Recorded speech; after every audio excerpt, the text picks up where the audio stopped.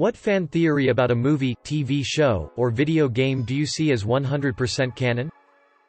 In the Who Shot Mr. Burns episode of The Simpsons, Mr. Burns is discovered shortly after being shot and is surrounded by a number of characters, including Krusty the Clown. However, on close inspection it is absolutely irrefutable that it isn't Krusty at all, but Homer Simpson in Krusty makeup compared to when Homer dressed up as Krusty while in clown college. Homer was actively on his way to kill Mr. Burns while disguised as Krusty, echoing when he saw Sideshow Bob rob the Quick E Mart while disguised as Krusty, but was beaten by mere seconds when Maggie shot him. Pinky and the Brain. One is a genius. The other's insane. We're led to believe that it's Brain that is the genius, but the order that the lyrics of the song go tells the real truth. In every episode, Brain gets the two of them into deep trouble via some crazy, some might say, insane, scheme to take over the world. And Pinky, invariably, finds a simple and elegant way to safely remove them from the situation. Pinky's the genius. It's the Brain that's insane. Courage the Cowardly Dog doesn't really live in the middle of nowhere, but because of Muriel's age he never leaves their house or property. Every visitor is a monster because he of course doesn't know them and sees them as a threat. That toys in the Toy Story universe freeze up by instinct. An instinct that is so good it will probably never fail. It's why Buzz freezes up in the first film despite not knowing he's a toy.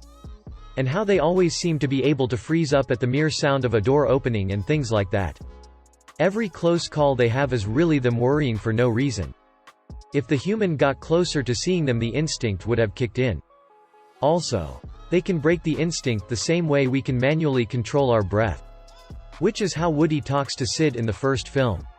In Inspector Gadget, Dr. Claw is the original Gadget, who was horribly disfigured in an accident. Gadget is a cyborg replacement who has taken over his life, and he's trying to extract his revenge. He stays hidden as his family would never recognize him, and watching his replacement befriend Penny has driven him mad. The Flintstones and the Jetsons take place in the same post-apocalyptic time frame where the wealthy would escape to sky cities and flying cars, and the poor would rebuild society as cavemen. It would certainly explain how everyone in Bedrock celebrates Christmas, has traffic lights, etc. The reason the glass slipper in Cinderella didn't turn back to a regular slipper or disappear at midnight is because the fairy godmother was messing with us.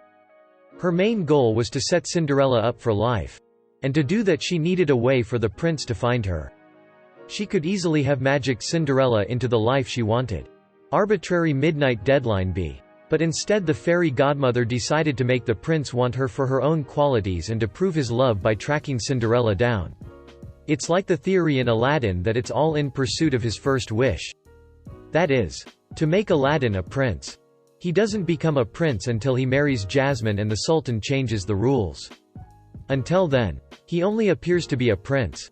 Until that point, the genie is acting in pursuit of a larger goal. Magic users are tricksy. In Ant-Man and the Wasp and the rest of the MCU, the reason Pym particles are so inconsistent in their behavior is because, when creating them, Hank Pym accidentally tapped into the same dimensional energy that Doctor Strange and his fellow sorcerers use, this time originating from the quantum realm. With regard to Star Wars, I always liked to believe that there was hidden aspect to duels we never saw. While fighting with lightsabers, they were constantly trying to push each other off balance, or turn off their opponent's lightsaber. And that's why they spend so much time doing dumb like spinning around for no reason. I have a theory that Olaf is an extension of Elsa's consciousness. Everything he does is really Elsa trying to help her sister. In Over the Garden Wall, Greg's whole dream sequence where he is in Cloud City is a trick by the Beast so he will give himself over willingly. This makes sense because according to the Woodsman's warning, the Beast can only get you if you are weak of body or spirit. This deal allows the Beast to weaken Greg physically to turn him into an Edelwood tree. In addition, if you go back and watch the episode, there is a lot of suspicious imagery, including a black turtle. This of course makes the Queen of the Clouds the Beast himself. After watching this series many times, I just can't accept that this is not the case. Especially considering how jarring this Cloud City episode is from the overall theme of the show.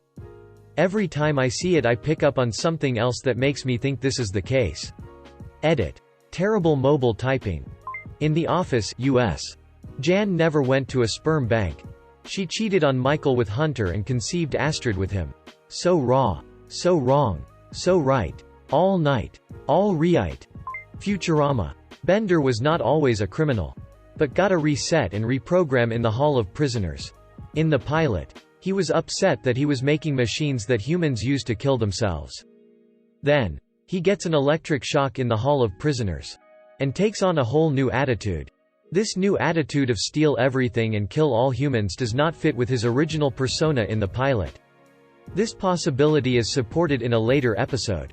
He gets rebooted in the Pluto Penguin Conservatory. And takes on the identity of a penguin. In Harry Potter and the Philosopher's Stone. In a chapter called The Forbidden Forest, Harry is saved from Quirrell, Voldemort by Firenze the Centaur. They encounter Bane and Ronan, who had previously remarked, "Mars is bright tonight," and the two centaurs chastise Firenze for interfering with what the stars had laid out. Harry later wonders whether the stars said that Voldemort would kill him in the forest that night. And whether that's what the centaurs believed would happen without Firenze's involvement. In the final book, Harry Potter and the Deathly Hallows, Harry realizes that his destiny is to be killed by Voldemort in order for the latter's Horcruxes to all be destroyed completely. He decides to go through with sacrificing himself for the cause. Returning to the Forbidden Forest to confront Voldemort unarmed. The chapter ends with Voldemort successfully casting the killing curse at Harry, who appears to die. Although this is never explicitly stated or even implied at any point. My firm belief is that this encounter is what the centaurs read in the stars 6 years previously. Not the one that happened in Philosopher's Stone. As they expected. What with divination being among the most difficult of magical arts to practice. They got the what right mostly. But got the when completely wrong. The chapter in which Harry is killed is even called The Forest Again, probably as a reference to that first chapter in which his death was foreseen. Edit. Shameless plug for our podcast. www.theharrypodcast.com. Where we talk about Harry Potter like it's English class. The real world, in the Matrix, is actually a second Matrix simulation. And the free humans are actually machines being trained to understand humans. That's why Neo was able to use powers in the real world to blow up machines in the other two movies. It was a second Matrix. That Bill Cipher survived the end of Gravity Falls. There are some very cryptic and promising hints coming from an official scavenger hunt by Alex Hirsch himself. I'm paraphrasing here since it's been forever since I read the theory. But, shortly after the fall of the Republic and the secreting away of Anakin Skywalker's newborn children, an agreement was struck between Obi-Wan Kenobi, Chewbacca, and R2-D2 to put themselves into a position to guard over those children and watch them. To protect them from Vader, the Emperor, and more importantly to watch and see if they show any Force sensitivity. And seem to be following in their father's footsteps. If they showed Force sensitivity and seemed well adjusted, they could be taken into hand and trained into the first of a new order of secret Jedi. If they showed evidence of following Vader's path, they could be dealt with before they became a large threat. I know Kenobi opting to settle on Tatooine for his hermitage to watch over Luke is established. But I like the idea that he was dedicated to avoiding another Vader. Even if that meant killing Luke at the first sign of trouble. Cursed child does not exist. It's canon but still. Edit. To everyone doing references to The Bikini Bottom Horror by you, still in the simulation, I wrote this comment knowing well about this story.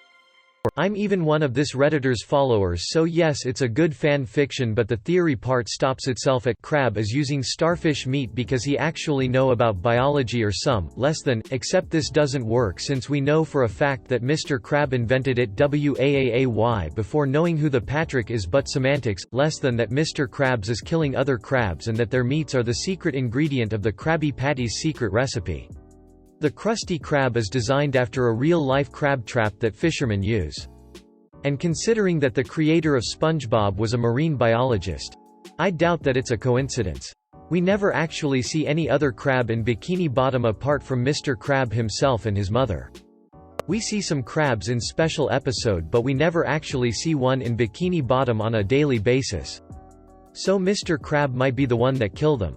Mr. Crab may have invented the recipe, but we never saw him actually eat one. Either because the thought of eating a member of his species disgust him, or because he wants to avoid any health problem related to such a diet. Real-life crabs, when stuck in the traps I talked about earlier, will often eat each other out of stress of being trapped there. Mr. Crab is often considered an allegory of the American dream and an extreme form of the capitalist society. So doing something like a murder doesn't seem too far-fetched when we know how immoral the guy can be. Mr. Crab did eat one of his own burger once and said, "So this is why I taste like," or something among those lines. He might have been joking. Or did he? The name of the burger itself. The Krabby Patty. The Krabby Patty. Krabby. The name itself is already a big clue. The official recipe of the Krabby Patty can be found and made at home. And that's where this theory started, because the secret ingredient was designated as crab meat imitation. But the theory supposed that it's actually not an imitation for all the reasons stated above.